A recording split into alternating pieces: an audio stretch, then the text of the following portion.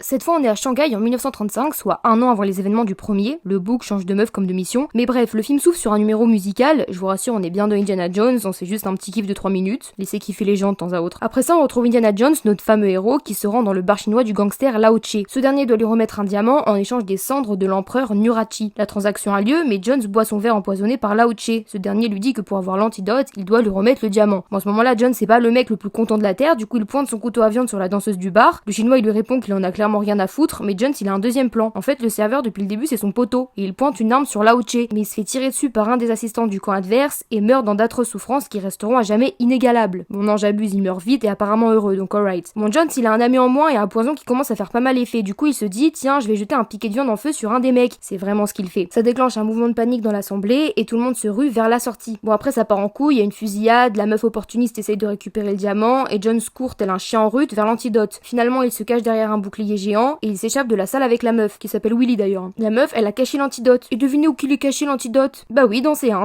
Ils atterrissent dans une voiture pilotée par le mec des Goonies, qui est également l'ami de Jones. Un peu trop jeune pour être là, mais pas de soucis, on juge pas. Ce dernier les emmène vers un avion qui leur permettra de quitter la Chine, mais avant de partir, on comprend que les pilotes ne sont pas de leur côté. Vous avez capté, ils sont du côté des gangsters. Petite précision, dans la voiture, Jones s'est injecté l'antidote après avoir mis sa grosse main moisie dans les seins d'une inconnue. Bien joué, Jones. Bref, du coup, il est pas mort et il se retrouve avec sa nouvelle bande de premiers de la classe dans l'avion. Toute la galerie fait un petit dodo et les méchants pilotes en profitent pour sauter en parachute après avoir vidé les réservoirs. Donc on a un avion sans essence, sans pilote et sans aucune chance de vivre 10 minutes de plus. Willy, elle se réveille parce qu'elle est pas que con et que des fois elle fait des trucs utiles. Elle constate qu'il y a plus personne dans la cabine de pilotage et elle réveille Jones qui trouve l'idée du siècle, utiliser un canot de sauvetage de pneumatique. Bon, comme c'est Indiana Jones, ça passe et les trois finissent sains et saufs, posés sur l'eau, limite un mojito à chaque main. Il s'avère qu'ils ont atterri en Inde et ils sont accueillis par un mec qui au premier abord m'a fait un peu peur, je dois avouer. Il les conduit dans son village dans lequel il est important de cacher sa pièce de 10 centimes. On leur explique que tous les enfants ont été enlevés en même temps que la pierre sacrée qui leur appartenait et qui protégeait le village. Le chef demande clairement de l'aide à Jones car il pense qu'elle a été envoyée par Shiva, dieu hindou, pour se rendre au palais de Bangkok qui est d'après lui la source du mal. La nuit avant de partir, un enfant clairement en train de décéder revient au village et donne à Jones quelque chose qui l'aidera dans sa quête. Bon après il meurt mais merci frérot tu régales. Jones pense que la pierre sacrée volée aux villageois pourrait être une des 5 pierres de Sankara qui en gros garantit fortune et gloire. Bon le matin ils partent à dos d'éléphant, c'est pas la régalade pour tout le monde.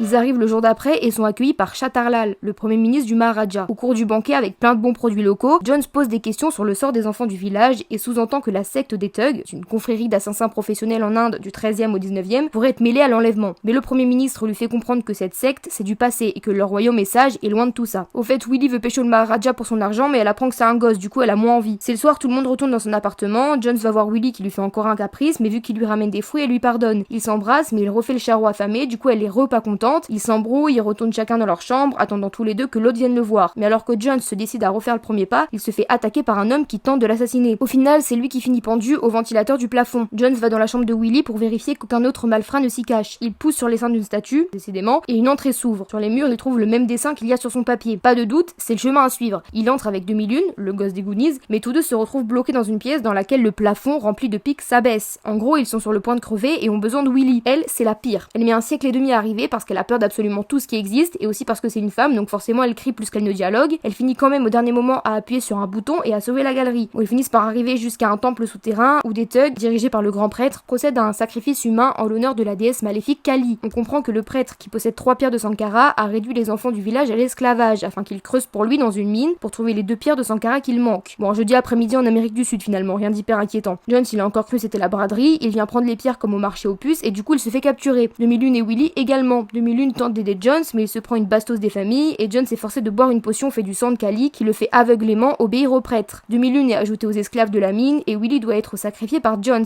Elle se fait donc descendre vers la lave. 2001, le vrai héros du film, réussit à s'échapper et il court vers Jones mais ce dernier est dans un état hypnotique donc il lui fout une nouvelle bastos. Mais protéger ce gosse c'est pas normal. 2001, il se relève, il s'arrête jamais et en plus il a l'idée de l'année. Il brûle un chouïa Jones avec sa torche et ce dernier réussit à reprendre ses esprits. Du coup Jones il se bagarre avec les méchants, il remonte Willy mais le premier ministre vient l'attaquer. attaquer lui aussi. Du coup, Willy, elle retombe. Désolée, ça me fait rire, miskine. Mais bon, vous vous en doutez, ils gagnent, ils remontent Willy cette fois-ci pour de bon. Ils prennent les pierres et vont libérer les gosses de la mine, mais John se fait attaquer, encore, par un mec balèze. Ce dernier a l'avantage car le Maharaja utilise sa poupée vaudou pour faire du mal à Jones. Demi-Lune essaye de sauver Jones, mais il se refait enculer. Je sais plus quoi dire à ce stade. Alors que Jones est sur le point de se faire broyer la face, Demi-Lune réussit à brûler le torse du Maharaja qui reprend ses esprits et arrête d'utiliser sa poupée vaudou, et du coup Jones gagne une nouvelle fois. Mais c'est pas fini, ça finit d'ailleurs jamais, parce qu'ils sont encore poursuivis. Ils s'échappent donc à bord d'un wagon de mine et c'est parti pour une attraction Disneyland dans laquelle le gosse a failli se faire écarteler. Mais tout est bien qui finit bien, ils finissent tous les trois par atteindre l'air libre. Mais le calme n'est pas de tout repos, car alors qu'ils traversent un pont suspendu, ils sont encerclés par les thugs. Ce mot est parfaitement approprié, je trouve. Jones ordonne à ses poteaux de s'accrocher au pont et il coupe les cordes avec son sabre. Une masse de méchants tombe dans le fleuve et régale les crocodiles pendant que les autres sont accrochés à ce qu'il reste du pont. Le prêtre, il donne sa vie pour faire tomber Jones,